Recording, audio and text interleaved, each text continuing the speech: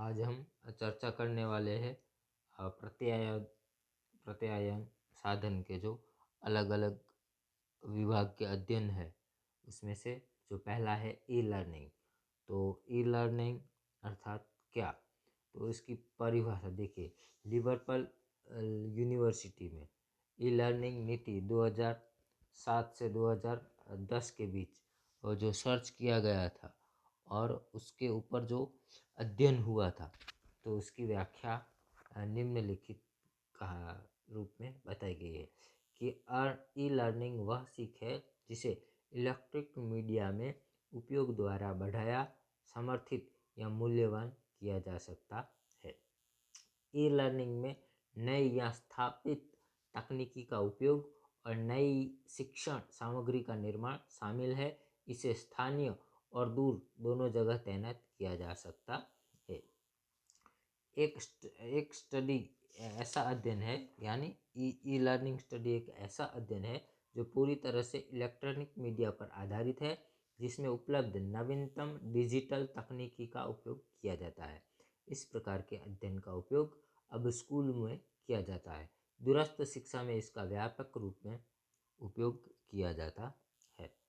तो e learning का अर्थ देखिए, ई लर्निंग व्याख्या अर्थ है इस प्रकार के अध्ययन और शिक्षण कार्य में इलेक्ट्रॉनिक मीडिया का उपयोग किया जाता है। यह आधुनिक और नई उपलब्ध तकनीकी का उपयोग करता है।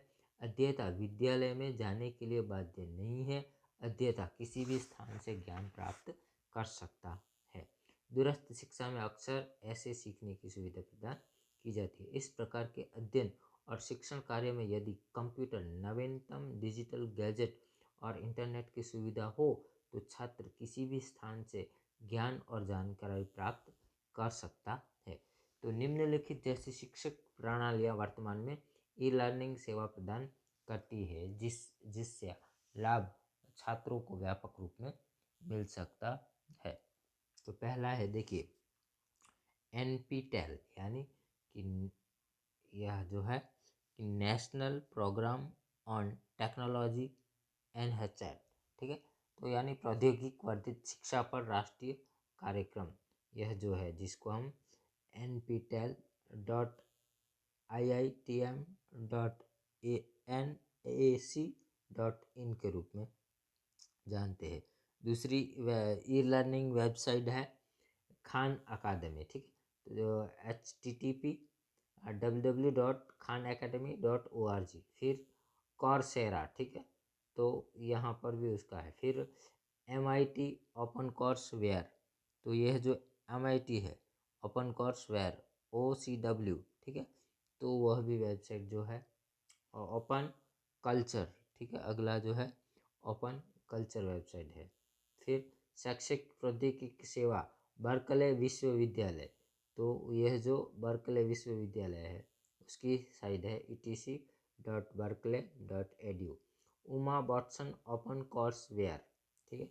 यह भी एक उसकी भी वेबसाइट है कि ocw.umb.edu।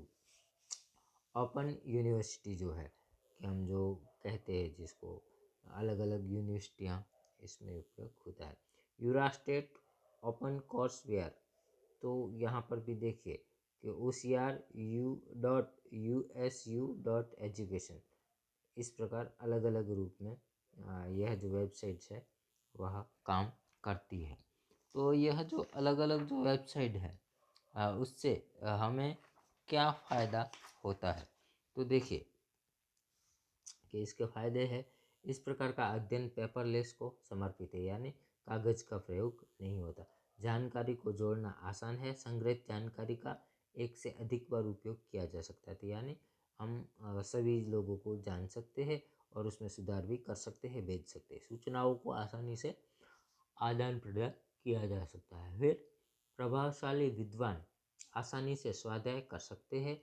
यह दिलचस्प हो जाता है क्योंकि अध्ययन नई विधियों के अनुप्रयोग के माध्यम से किया जाता है। छात्र अपनी सुविधा और समय के अनुसार अध्ययन कार्य कर सकता है। फिर है दूरस्थ और विदेशी विश्वविद्यालयों के पाठ्यक्रमों के अलावा विद्वानों को विशेषज्ञों का लाभ दिया जा सकता है। इसका मतलब है कि यहाँ पर हम अलग अलग जो केंद्रित पद्धति है उसका भी हम प्रयोग कर सकते हैं। इसके माध्यम से विद्वानों को ठोस अनुभव प्रदान किया जा सकता है। औपचारिक शिक्षा की वास्तविक अवधारणा को सार्थक बनाया जा सकता है। फिर सीखने के पक्ष में लचीलापन पाया जाता है, यानी कभी भी कहीं भी आप सीख सकते हैं, कोई पाबंदी नहीं है। समय, श्रम और संसाधन को बर्बाद करना बंद कर देता है। ज्ञान के क्षितिज का विस्तार होता है। बच्चे की शब्दावली को बढ़ाने में मदद करता है। ठीक है, तो यह हुआ ई लर्निंग। अब बात आती है ई जर्नल। तो आमतौर पर ऐसी पत्रिकाएं होती है जिनमें दैनिक जानकारी या मामले शामिल होते हैं। वर्तमान में अनेक पत्र पत्रिकाएं हैं और आज के विद्वान और व्यक्तिगत जो है उससे माहितगार होते हैं, अपने जो लेख है वो उसमें प्रकाशित करते हैं। आज की पारंपरिक पत्रिकाएं छपती है। इस जर्नल पर आधारित शोध लेख अक्सर प्रकाशित होते हैं, यानी वो जो इलेक्ट्रिक जर्नल है कि जिसको आप कहीं से भी पढ़ सकते हो। वहाँ आप उसकी जो भी हो उसकी साइट का नाम, तो उस साइट पर आप जाके उसको पढ़ सकते हो। ये जर्नल इलेक्ट्रॉनिक जर्नल है जो समय समय पर इंटरनेट और इलेक्ट्रॉनिक प्रारूप में प्रकाशित हो जाए। नए शोधों के कारण हाल के दिनों में इस तरह की पत्रिकाएं आदर्श बन गई है और लोगों द्वारा इसका भरपूर प्रयोग किया जा रहा है। इसके देखिए अलग अलग जो पत्रिकाएं हैं, तो उन पत्रिकाओं के भी अलग अलग नाम है, जो इस प्रकार है कि www.shantijournal.com। तो यहाँ देखिए शांति ई जर्नल जो है वह हमारे भुज के जो अध्यापक गण है लालन कॉलेज के, उसको संभालते हैं। और उसमें मेरे भी थोड़े बहुत लेख 5 से 6 लेख हमारे इसमें है। ठीक है, तो इसी प्रकार रिसर्च मैट्रिक्स, ठीक है, फिर razer.com, फिर SDS ई जर्नल, फिर लीडिंग टुडे, फिर EGB सेट, फिर ओपन एजुकेशन, ओपेरा, औरोपा, फिर EG.org। ऐसी अनेक प्रकार की जो पत्रिकाएं हैं वह प्रकाशित होती है। तो मुद्रित पत्रिकाओं और आधिकारिक पत्रिकाओं की सूची यहाँ पर जो अलग अलग जो विश्वविद्यालय हैं उनमें से जो प्रकट होती है, तो अमीर दृष्टि, आदित्य किरण, प्रगतिशील लेखक, अचला, अध्येता ऐसी पत्रिकाओं के माध्यम से अपने विषय से संबंधित नोट्स प्राप्त कर सकता है। फिर यह उसके लाभ है। ठीक है, अध्येता अपने घर से या कहीं से भी ई पत्रिका को पढ़ सकते हैं। ऐसी पत्रिकाओं को पढ़ने के लिए समय और स्थान की बाध्यता नहीं होती। पुस्तकालय में जो सिरदर्द है उससे बचा सकता है। इसकी छपाई भी ली जा सकती है और विद्वान उस जानकारी का अध्ययन में उपयोग, यानी हम उसके प्रिंट भी निकाल सकते हैं जो उसमें लिखा होता है। उपयोगी जानकारी या ज्ञान बढ़ाने वाली चीज़ें डाउनलोड की जा सकती है और आपके दोस्तों द्वारा को ईमेल द्वारा आप भेज सकते हैं, यानी अगर आपके पास कोई अच्छी माहिती है तो आप ईमेल द्वारा भेज सकते हो उसको। इस प्रकार की पत्रिकाएं इंटरनेट के माध्यम से प्रकाशित होने के कारण पाठकों के लिए हमेशा उपलब्ध रहती है, यानी आपके पास नेट की सुविधा है तो आप कहीं भी उसको पढ़ सकते हैं। ऐसी पत्रिकाएं कई देशों और विदेशों से जानकारी प्रदान करती है और यदि पाठक जानकारी में गहराई तक जाना चाहता है तो हाइपरटेक्स्ट लिंक सुविधाजनक है, जिसे पाठक इंटरनेट के माध्यम से आसानी से उपयोग कर सकता है। इसमें कई प्रकार के फोटो और वीडियो भी शामिल हो सकते हैं ताकि इस तरह का पठन दिलचस्प बना सके, यानी ऑडियो, वीडियो, फोटोज वो भी उसमें डाले जा सकते हैं। ये पत्रिकाएं संवादात्मक प्रकार की भी हो सकती है ताकि पाठक ईमेल के माध्यम से लेखकों के साथ टिप्पणी कर सके। इसके अलावा पारंपरिक समाचार पत्रों और पत्रिकाओं का लाभ की हम यहाँ पर उठा सकते हैं। तो इस प्रकार यह जो बात हुई इस जर्नल की बात हुई। उसके बाद अगला हमारा टॉपिक है न्यूज़ ग्रुप। ठीक, न्यूज़ ग्रुप एक बुलेटिन बोर्ड की तरह काम करता है। लेकिन यह बुलेटिन बोर्ड की तरह होता है जिसमें किसी भी विषय पर खबरें डाली जाती है। इसमें कोई दिलचस्पी नहीं है, लेकिन इसमें विभिन्न विषयों के समाचार शामिल हो सकते हैं और प्रतिक्रियाएं भी दे सकते हैं। इससे समाचार समूह कहा जाए, यानी आप कोई समाचार देते हैं तो उसके ऊपर लोग अपना कमेंट भी कर सकते हैं, अपनी राय भी दे सकते हैं। ऐसे समाचार समूह में लोग विभिन्न विषयों पर समाचार प्रस्तुत करते हैं और विभिन्न विषयों के ऐसे समाचार समूह बनाए जा सकते हैं और इसमें अलग अलग चीज़ें प्रस्तुत की जा सकती है। यहाँ इसके जो फायदे हैं वो देखिए कि ऐसे समूह को संचालित करने के लिए इंटरनेट से तेज कनेक्शन की आवश्यकता नहीं है।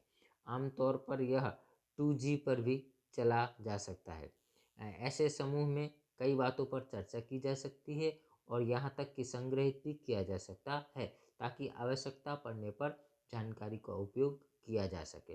इंटरनेट के माध्यम से विभिन्न समाचार समूह ढूंढे जा सकते हैं और उनमें भाग लिया जा सकता है। फिर देखिए अगला जो लाभ है, वर्तमान समाचार वाचक भी इसका लाभ उठा सकता है। समाचार वाचक समाचार को ठंडा करके भेजते हैं ताकि पूरी चर्चा का आनंद उठाया जा सके। यहाँ पर देखिए यानी कि वह जो है उसको उसकी संपूर्ण चर्चा होती है, तो यानी उसके पीछे के तर्क को हम जान सकते हैं। उसे अक्सर नई खबरें मिलती रहती है और पुरानी खबरें अपने आप रद्द हो जाती है। यदि समाचार समूह नियंत्रित है तो केवल विषय से संबंधित मामलों को ही प्रस्तुत किया जा सकता है, क्योंकि नियंत्रण करने वाला व्यक्ति जानकारी की पुष्टि करता है और इससे समूह से परिचित भी कराती है ताकि चर्चा में डाइवर्जन की संभावना ना होती। यानी आप कोई चर्चा कर रहे हैं तो आपका ध्यान कहीं और न जाए, यह भी यहाँ पर देखा जा सकता है।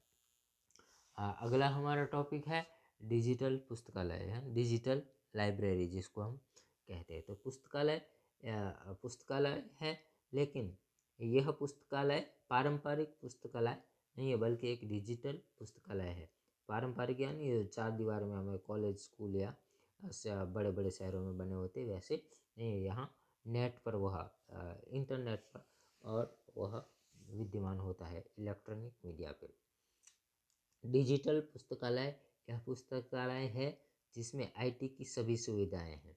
इस प्रकार के पुस्तकालय वर्तमान में शिक्षण और अनुसंधान में व्यापक रूप में उपयोग किए जाते हैं। पुस्तकालय का प्रबंधन डिजिटल पुस्तकालय में इलेक्ट्रॉनिक फॉर्म द्वारा किया जा सकता है। इस प्रकार का पुस्तकालय छात्रों को इंटरनेट और CD/DVD भी प्रदान करता है। एक डिजिटल लाइब्रेरी का उपयोगकर्ता इसमें उपलब्ध समूह सुविधाओं का पूरा लाभ उठा सकता है। अध्येता और आगंतुक पत्रिकाएं, लेखकों को विभिन्न लेख, समाचार पत्र, ग्रंथ सूची, पुराने कागजात, चित्र, वीडियो आदि का भी उपयोग कर सकता है और उनको डाउनलोड भी कर सकता है। इस प्रकार के पुस्तकालय वर्तमान में दुनिया भर में बड़े पैमाने पर इसका उपयोग किया जाता है। अब बात करते हैं इसके लाभ की। यहाँ जो कानून शब्द है वह क्या है, तो उसके लाभ है, फायदे हैं।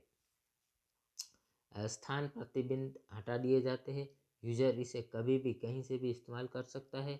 दुनिया में कोई भी व्यक्ति इंटरनेट के माध्यम से इसका उपयोग कर सकता है। इसका सबसे बड़ा फायदा यह है कि उपयोगकर्ता इसे किसी भी समय यानी रात या दिन में इस्तेमाल कर सकता है। एक व्यक्ति की जानकारी का उपयोग कई लोग एक साथ ले सकते हैं। जानकारी सटीक और विश्वसनीय है। हजारों या लाखों पुस्तकों के बीच उपयोगकर्ता अपनी इच्छित पुस्तक या जानकारी को शीघ्रता से ढूंढ सकता है। सूचना को लंबे समय तक अर्थात वर्षों तक संग्रहित किया जा सकता है और आवश्यकता पड़ने पर इसका उपयोग किया जा सकता है।